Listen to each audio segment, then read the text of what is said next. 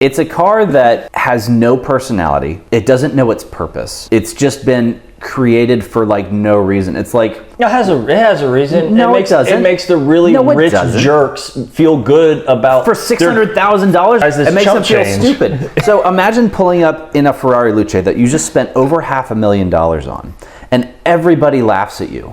Nobody's like, "Oh man, look at that. That's a great looking car." The Pura Sangue is a great looking car for a little SUV, but the Ferrari Luce is what happens when a young, stupid person takes over a brand and says, let's make something different for no reason. Like Ferrari doesn't need to make anything different. They have a great client base because they make good cars and they do V12s, V8s, and now V6s really well, better than anybody else. I'm not as big of a hater as everybody else is on it. I am a certified hater on this car. Nothing about this says Ferrari. Like if you take the wheels and the badge off the side, you wouldn't know this is a Ferrari.